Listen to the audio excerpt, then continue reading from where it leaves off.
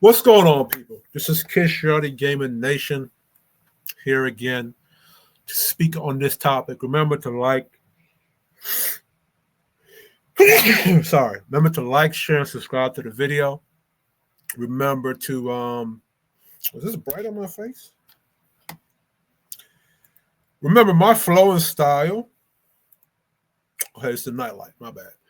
My flow and style, you have to really digest it, right? And I'm going to improve, right? I got to go take some speech classes, some liberal art classes to improve my speech and those things, right? But I really want y'all to really watch the video, digest the value in the video. Even if you got to watch it for 15 minutes to take a break, watch it for another 15 minutes to take a break, and then for another 15 minutes, take a break. And I'm going to try to make these videos like 50 minutes long and probably do it into a series, I'm saying, breaking things up, because a lot of what I have to bring to you guys has a lot of value in it. And, I really want y'all, especially Caribbean black men, especially Jamaican black men, to really take notes to what I say. Because when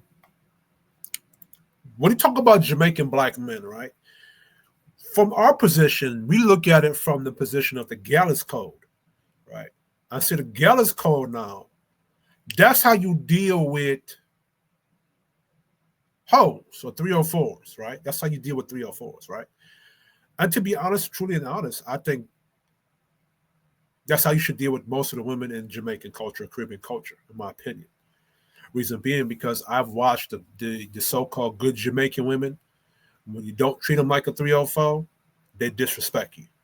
Now, there's reasons why the Gallows Code is so effective, right? And people don't go deep on it. I'm going to take you deep on it, right? It's not going to be on this video, but it's going to be in videos coming soon, right? There's a reason why things are happening. There's a reason why that Gallows Code is so effective, right? But it's only effective in the short-term sense. It doesn't teach you how to find a woman that you could go on a long distance with, like, say, if you want to get married. That Gallows Code only works if you're dealing with 304s. What if now you want to have a woman or a wife? You feel me? So, But anyway, the real topic of this video, men have every right to opt out. Lessons for Jamaican men in today's dating crisis. So this is the reason why, right? The relationship market analogy. In a capitalist market, confidence and reciprocity drive investment. People only put their money, energy, and time into systems that give returns, growth, stability, or sense of progress. When men invest in women, time, protection, money, mentorship, etc., they expect a return. Loyalty, respect, cooperation, peace, femininity, whatever corresponds to their value metric.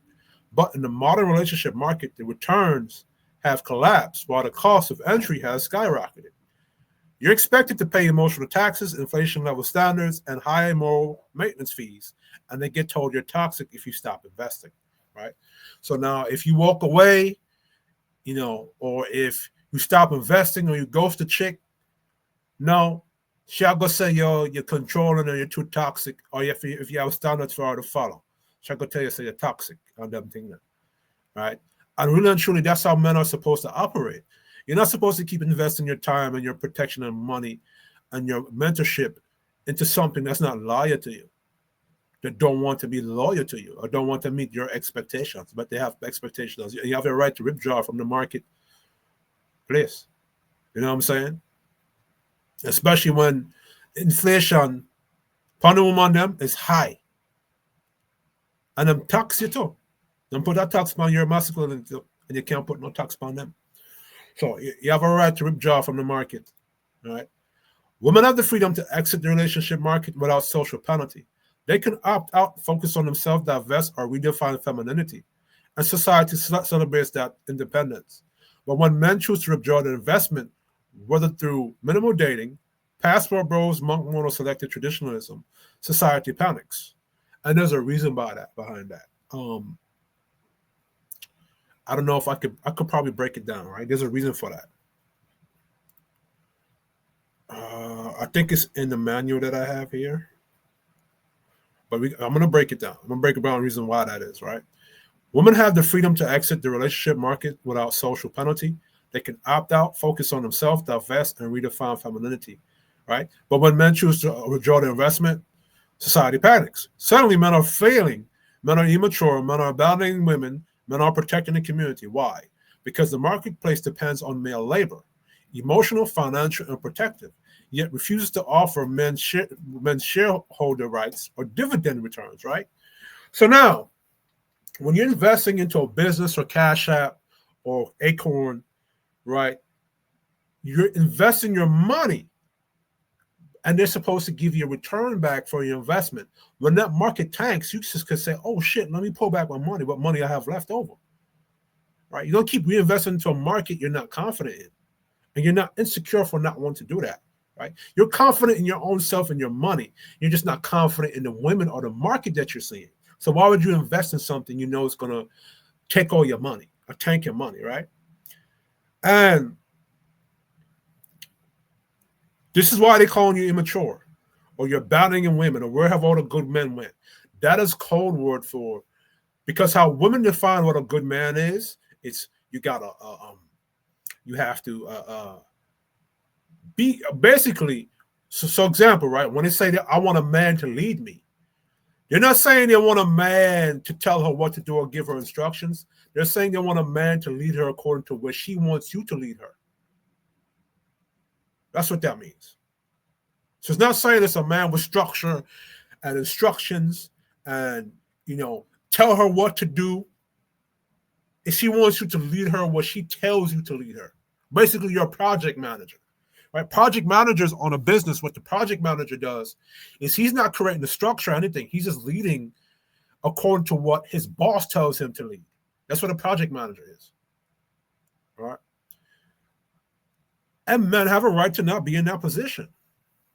Which I see a lot of Jamaican men get fooled for that. Right? And a lot of Caribbean men, you don't have any other game outside being gallus or outside of being allowing women to use that traditional shit to trick you into like they take bits and pieces of traditionalism, right, from Jamaican culture, right? And the pieces of tradition that they take is the one where you protect, provide, and produce. The ones they take out is that where you have to put a standard on the women for her to get that traditionalism from you. That's the part they take out from you, right? So let's continue.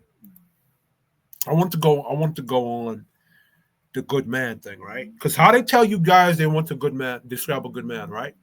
Is you got to cater to their feelings, emotional intelligence, which means you got to abandon your logic and try to figure out their emotions and to move according to their emotions, or allow yourself to be emotionally manipulated by them. You gotta be a project manager, as I said earlier. You gotta protect and provide for them, and you can't expect anything from them. That's what it is to be a good man. It's a sacrifice while letting them disrespect you and gaslight you. That's what that means to be a good man. When Donald Trump came into office, even people who disliked him noticed something. Investor confidence rose. He signaled that the market would reward production, competition, and effort again. Likewise, men respond to confidence and reciprocity in women. Women who single that, male investment will be respected and protected, not ridiculed or exploited. If women want men to reinvest into the market, they need to restore confidence, protect men's reputations from false accusations, reward traditional behavior with loyalty, not leverage, promote cooperation over competition between genders, offer peace, not chaos, in exchange for provision.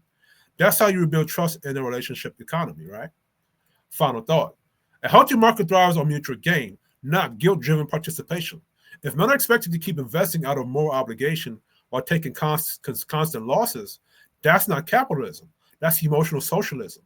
The redistribution of male energy for female comfort without accountability or exchange. Now, the reason why I'm using the whole Marxist socialism, capitalism analogy to fit this is because that's what the data market has become. It has become a communistic market or socialist market, where in a socialist market, the people who's controlling everybody at the bottom expect you to keep feeding that society and expect little back in return. Go look at Stalin. Go look at these places. And if you go back into the 70s, right, where a lot of this stuff started, A lot of the 70s gave birth to a lot of hippie era movements, a lot of Marxism, a lot of promiscuity, a lot of hatred against capitalism, and all that other stuff. So this is why I use that analogy, because I noticed that a lot of Marxism is infecting a lot of the dating market, right? Until the markets reform, rational men will continue to divest, go global, or restructure their portfolios, investing only in what yields respect, legacy, and peace. And that's how men should operate, right? More obligation trap. When people say a man should keep providing, protecting, and investing no matter what, because that's what real men do, which is a lot of what boomer men pushed and a lot of your single mothers pushed. What they're really doing is weaponizing morality to enforce compliance. They turn manhood from a choice rooted in honor and discernment into a burden rooted in guilt. And that's how you end up with men given to systems that no longer reward or respect them. That isn't virtue, that's emotional taxation. Objective versus obligation thinking. An objective view says men invest when the market is stable, reciprocal, and shows growth potential. An obligation view says men must invest even if the market is hostile, unprofitable, and disrespectful, because that's what makes them men. See the difference? The first is strategic masculinity, guided by wisdom and standards. The second is manipulated masculinity, guided by shame and social pressure, right? Psychological gain. Society knows that male productivity fuels civilization. So instead of reforming the system to attract male investment, they moralize male obligation. They guilt men into working themselves to death, providing for ungrateful partners, protecting people who despise them, and being blamed for outcomes they didn't cause. Doesn't that sound familiar? A lot of Jamaican men went through this.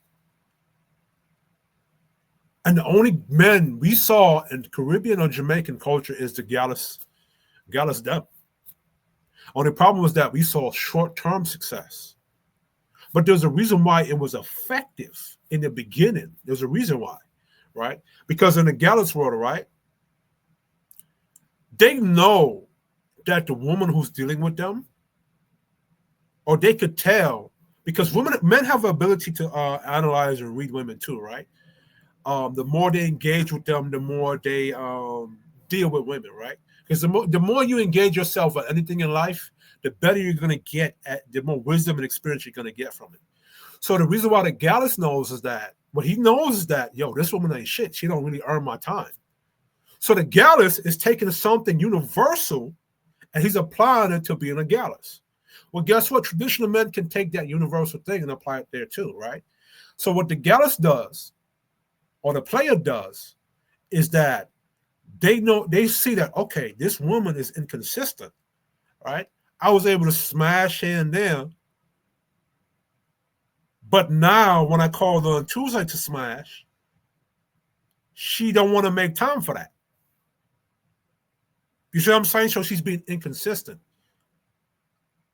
Or if the gala says, okay, I want to upgrade this woman to a wife, but the only time I could get her to do what I want her to do is when to come over and have sex. But every time I tell her to do something else outside of sex, she's rebellious against it. Gallus knows this. Or if I give her an instruction, a basic instruction, and she doesn't do it, he just stop fucking with her after a while, right? Gallus understand that part of the game. So that's why it's effective, right? And Gallus know how to find women who are attracted to them based upon giving them that instruction, basically giving themselves a standard and seeing if women qualify for that based upon their consistency in following their instructions. So Gallus know that, right? Traditional men know that. But for some odd reason, when you get to the boomer generation and after, it's like men lost those abilities. And then now the players and the Gallus and the player guys, they still kept that, but they use it in a negative way. They use it in a different way. But it's the same universal principle, right? Masculine principles, right? See, a Gallus, he's not going to work himself to death for a chick that don't respect him. He's not going to provide for a chick that's ungrateful. He's not going to protect people who despise him. He's not going to allow himself to be blamed for outcomes he didn't cause, right? The only thing he's going to blame himself for is maybe picking the wrong chick or being with a chick being with a chick, and he didn't see certain signs early enough, right? Or he did see the signs, but he kept dealing with the chick. Because really, truly, you can't really blame yourself for everything the woman is doing because she got to choose to follow your instructions. What you do blame yourself is after she's not following your instructions, why you continue to deal with her. You know what I'm saying? That's one thing you blame yourself on. You can't blame yourself for why she's behaving the way she's behaving, especially if you are doing what you say you're going to do. If you're doing everything you say you tell her you're going to do, and you're being consistent yourself, and she's being inconsistent with her behavior, that's not your fault. That's her fault. And you got to get rid of her or dismiss her or stop giving her access to you. I think a lot of Jamaican men make that mistake, especially if you're a regular traditional guy. I think a lot of us have been taught to give women access to us. And it's probably by our single mothers, because a lot of Caribbean men, they love their mama too. And they get raised by their single mothers too a lot. So I guess we were taught to not have boundaries, and we're taught to give access to us to ourselves from our mothers. Because our mothers, the only way they can get access to us is if we can't have boundaries with them. But even me, I've had to learn to check my mother on certain things. I stopped talking to my mother for a whole 2 years one time. Because it's one thing she did that I didn't like. You know what I'm saying? And she would ring my phone all the time, and I would just leave on red. I wouldn't respond to her. So, but that in my theory is the reason why. In my theory, the reason why a lot of Caribbean men don't have any boundaries with regular women, no matter what woman it is. I don't care what she is. I don't care if she's a good woman, lady, 304. I don't care. Good us, no business. As a man, she's supposed to earn access to you with consistency. She's supposed to earn access to you by following your instructions. See what I'm saying? Once you start calling you insecure and controlling, stop dealing with her. Right? And we don't allow that. We don't know how to do that is because what? Our first person we learned, or woman we learned from, was our mothers. And our mothers didn't teach us to have boundaries or didn't teach us to have certain expectations. Why would she teach us that? Right? Because she needs to have access to us. So she's not going to teach that. And then two, she teaches us to have standards of women. She's a woman. That means she'd have to step her game up. You see what I'm saying? So that's why I think a lot of that comes from. The broken logic. Imagine if someone told an investor, you should keep putting money into this failing company because it's your moral duty as a shareholder. Any sane investor would laugh and walk away. But in gender dynamics, that's exactly what's happening. Men are told to keep giving, keep trying, keep fixing it, while the market refuses to reform itself. It's like being forced to buy stock in a company that insults its investors, burns their capital, and blames them for its own collapse. Right? Bottom line, masculinity should be a choice of value, not a sentence of servitude. Being a man, my bad. So let me read that properly. Masculinity should be a choice of value, not a sentence of servitude. Being a man doesn't mean sacrificing yourself to broken systems. It means using discernment, building wisely, and walking away from bad deals. If society wants men to reinvest, it needs to earn that investment again. Respect is not an entitlement, it's a market return on male value, right? So that's that. So this is why men have a right to walk away. If in the modern dating market it's not respecting your value, you have a right to walk away from it. Don't keep engaging to it. And I'm going to show you why, right? I'm not going to do all of this today. This one today. I want to go into the specific one. The man as the ultimate source of power. So this is the one reason why they got to keep getting you to invest, right? The man is the origin not because of ego, but because of design. A man is the initial spark of order in any environment. He is the starting point, the initiator, the first mover, the structural force. This is not red pill. This is not ego. This is not gender politics. This is nature, the universe, the Almighty Father, the cosmic masculine law, demanding what it always demanded from men. Create order from nothing, right? As God, as it says in your Bible, God sat in the darkness, and from darkness there came light. From the darkness there came light. And as men, we embody our Almighty Father, who art in heaven, right? He created us in his image, right? The woman cannot form structure without the man's spark. She cannot stabilize what does not exist first. She cannot multiply what is not first created. Without the man's framework, the woman becomes uncontained potential, powerful but chaotic. The masculine spark gives shape. The feminine essence fills the shape because she's the vessel. You're the spark, right? This is the masculine advantage. This is why the man is better, not morally but structurally. The man carries the burden of becoming. It's perfect. Every man starts with nothing. This is the masculine journey. But starting with nothing doesn't mean he has no value. It means he carries a raw spark that must be forged. The spark becomes a builder, thinker, an engineer, a leader, a warrior, a father, a protector, a strategist, a visionary, a creator. The man is the ultimate power source because his identity must confront failure, pain, pressure, danger, disappointment, risk, and competition. Responsibility. These forces refine him. A man becomes better not because he desires superiority, but because the world forces him to become superior. He grows because he must. He evolves because he must. He sharpens because he must. Without masculine growth, everything collapses: homes, communities, culture, values, nations, families, environments. This is why the man is the source. The world leans on him. Civilization does too. So this is why they got to keep getting you out to invest in the women in the market. Because without male investment, without your power source, there is no civilization. Right? Masculine superiority is functional, it's not emotional. I'm not saying men should dominate women. I'm not saying men should be tyrants. I'm not saying men should rule from ego, right?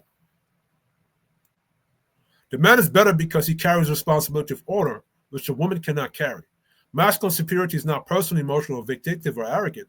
Masculine superiority is structural, cosmological, spiritual, environmental, and functional. A man must do what a woman cannot, what nature demands, what the Almighty Father calls him to be, what order requires, what stability depends on. It isn't about dominance, it's about duty. It is about dominance too, but it's because you got to be dominant. You got to be dominant in your environment to control and tame your environment, right? But more important than the dominance is your duty to it, right? A woman cannot serve as an anchor or a grid without masculine electricity supplying her. Without a generator, the grid is dark. Without structure, feminine energy spills everywhere.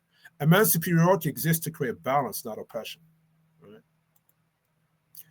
A woman born with raw value. So this is for women, right?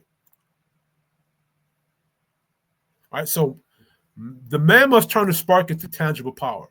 Just like a woman must refine her raw value into functional feminine value, a man must take his raw masculine spark and turn it into discipline, skill, income, mastery, leadership, influence, strength, credibility, authority, sovereignty. Right? The spark becomes light when he shapes it into a career, purpose, mission, kingdom, a body of work, reputation, legacy. The masculine spark is the origin, but masculine discipline is the transformation. A man becomes power source because he builds order, provides direction, holds back. So you know what I'm talking about, right? And I'm gonna do this. I created this book, this little pamphlet, as a guide. All right. Now I'm going to go into why, deeper why men on YouTube are telling you guys to keep investing, or they don't want to hold the women accountable, but to keep tricking you out to invest into the market. Because you got a lot of dating coaches out there that do this, right? Let me show y'all why. I'm waiting for it to load, so give me a moment.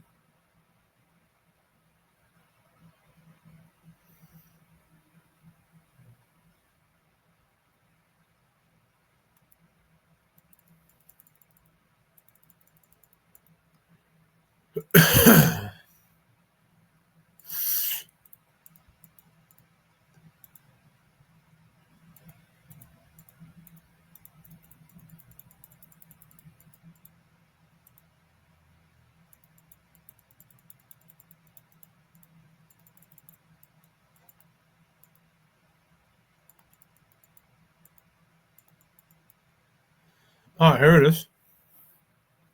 Water players and thriophores form a self-preserving parasitic ecosystem, right? Parasites, let me make this a bit better. All right, here it is. This is a lot better. Parasites don't just survive, they adapt the environment around them. A parasite cannot thrive on a healthy host. It needs dysfunction to survive. So what happens in the dating world? The thriophores destabilize virtue, loyalty, and female discipline. The player destabilize leadership, brotherhood, and masculine duty. Together, they poison the waters of the dating pool. So when good men detox, level up, or leave the system, passport, monk mode, standards, abstaining, the host body is no longer hospitable for the parasites, right? Just like a tapeworm. As the body becomes healthier, the parasites begin to panic. It must manipulate cravings, trigger impulses, rewire behavior, or die. This is exactly what happens culturally when men take themselves out of or don't invest into the market. The data market has been rewired to reward parasites. Over decades, dysfunction became the normal water. Everybody swims in. And when you normalize dysfunction, the thriophores can thrive, players can exploit, regular men get conditioned, good men get discouraged, standards get erased, weak men get promoted, strong men get demonized. Just like mold needs moisture, this ecosystem needs chaos, right? When good men walk away, the parasites must transform or die. Once men heal, detox, develop standards, stop rewarding dysfunction, leave toxic data markets, the parasites face crisis. The environment no longer feeds them. So what do? They evolve new toxics just like parasites in biology. Dating cultures condition men to accept open relationships, tolerate disrespect, embrace modern women behavior, date women with no virtue, shame men into wanting traditional women, shame passport bros, normalize infidelity, normalize non-monogamy from women, right? So there was a reason why they shamed the passport bros, right? Because the passport bros, they were leaving the market. And the niggas that benefit from thriophores, they need those men to keep reinvesting into the market, as the reasons why I said earlier, right? Thriophores adapting their tactics, healing journey rebounds, spiritual toxicity, tarot, astrology, Fox feminine classes, a whole feminine classes, soft girl era as camouflage, trauma bond. By the way, I did see through that soft girl era. It's just at the time I didn't have a big YouTube platform, or didn't have a platform, right? Social media thirst economy, shaming men for having standards, redefining promiscuity as empowerment, right? Parasites need the host to stay weak. When a good man detox mentally, spiritually, emotionally, he becomes incompatible with the ecosystem. He is no longer a source of attention, source of money, a validator, a fallback option, a psychological feeding bag. So the data market pressures him to return by calling him insecure, controlling, telling him his standards are unrealistic, telling him he fears strong women, telling him monogamy is outdated, or saying this is just how dating is now. All these are parasite cravings expressed through cultural messaging. Why they push men towards open relationships, right? So this is something different. I'm going to go through this in another video or series. This is important, right? The core truth, regular men are being conditioned to sustain the parasite economy. Players and thriophores cannot survive without regular men's participation. So they manipulate regular men by shaming men into the dating pool, telling them they're incels if they don't participate, telling them to chase women, telling them to tolerate disrespect, forcing them to compete in rigged sexual markets, convincing them that this is normal. Because if regular men leave, the system collapses. Thriophores lose attention, players lose power, right? The parasite bond formed during the collapse of black fathers, crack epidemic, prison pipeline, government dependency, loss of traditional religion, loss of community structure. In that void, the thriophore archetype became the feminine expression of rebellion. The player archetype became the masculine expression of escapism. They replaced the wife, the mother, the builder, the protector, the provider, the patriarch, right? So a lot of things happens during these times, right? Final result, the self-reinforcing cycle of culture decay. Women lose virtue, men lose purpose, families lose structure, communities lose discipline, children lose guidance, masculine lose definition, feminine lose balance, right? And the entire ecosystem becomes a breeding ground for chaos. This is not accidental. This is the adaptive parasitic behavior. The parasites want the host to stay sick, but when the good men leave or heal, the parasites begin to starve, and the entire system is forced to face a choice, change or collapse. So that's what's happening, right? All right, this is something different. I'm going to do this in another video.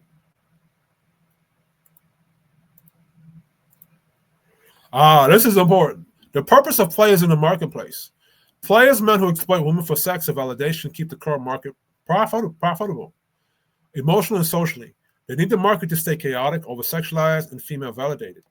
Otherwise, their leverage disappears. They shame traditional or passport men who opt out because those men threaten the illusion of value in the corrupted system. The system collapses if men stop playing the game. If men stop approaching, simping, or chasing, the tension in the economy dies.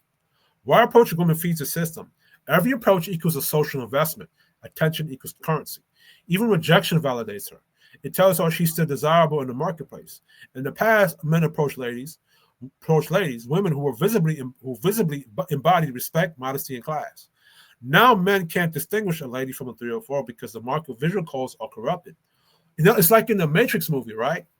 And you're able to see all the zeros and ones. And Neo was able to see the Agent Smith because his code was different. Well, guess what? The codes are all mixed up now. So you can't tell the difference, right? Some men have the sight to see, right? Result, men unknowingly invest in counterfeit value, keeping the illusion of universal female desirability alive, right? Remember that? Men unknowingly invest in counterfeit value, keeping the illusion of universal female desirability alive, right? Right, so guess what? Now men can't distinguish a lady from the 304 because the market visual codes are corrupted. All gold and brass look alike.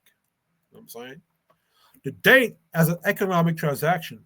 A date represents monetary and time investment. The man pays in resources, the woman pays in access or companionship if she chooses. The problem, he has no certainty of genuine attraction or return investment. The player culture turned dating into a casino, where men gambling hoping to win, box or love instead of clarity and partnership. Each failed investment reinforces the house advantage. The system profits, the man loses. Marriage as the final investment tier. Marriage is a legacy layer, the transfer of name, wealth, emotion, and purpose. In a corrupted market, even this becomes high risk because the vetting pool is tainted. The truth coexists, yes. Men must vet carefully, but vetting in polluted water still exposes you to disease. It's like a diver, right? When he's going into certain dirty pond type water, right? He puts on his suit, he puts on his scuba gear, but guess what? He can still catch something, right? If his suit pierces in that dirty, murky or swamp water and it contaminates his suit, he can still die from that contamination. As opposed now, if he took that suit and he wanted to cleanse water, even if something pierces his suit, guess what? He's in clean water. So he's still not going to get poisoned by the water because the water is clean, right? The societal pool itself must be clean through cultural reform, media correction, and more restoration, right? Why the players and 304s are symbiotic viruses? Both archetypes feed each other. The 304 spreads rebellion and hypersexual attention. The players exploit it for validation and ego. Each one needs the other to survive. Historically, this pairing emerged in the 1970s Black exploitation era, when war, drugs, and absent fathers created a masculine vacuum. The pimp player aesthetic replaced the builder provider archetype, redefining masculinity as manipulation instead of mastery. These men violated brotherhood codes by uplifting dysfunction for pleasure and profit, corrupting women and weakening the cultural immune system. End result, a self-reinforcing ecosystem of corruption where men lose virtue, men lose purpose, and community loses order. The modern dating market is a corrupted economy, sustained by mutual parasites, the 304 and the player. Each feed the other through cycles of validation, lust, deception, and keeping men financially and emotionally invested in a broken system. Every approach, date, and marriage inside this contaminated marketplace represents an investment into moral inflation. True masculine restoration will require two acts of rebellion: withdrawal from the corrupted market and rebuilding a clean, structured pool where loyalty, restraint, and legacy once again define human value, right? Which I don't see, right? Which I don't see that happening anytime soon. But anyway, this was Kish. This was what? Yard is used on dating and relationships. And remember to like, share, and subscribe.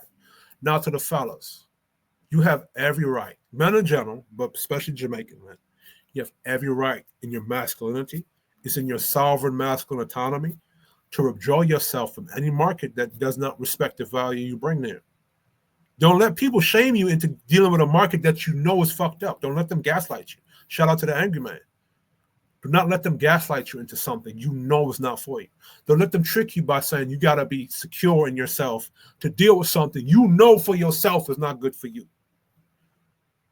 You see what I'm saying? But anyway, this is Kish, Yardy. Yard is used on dating and relationship. Remember to like, share, and subscribe. I'm out.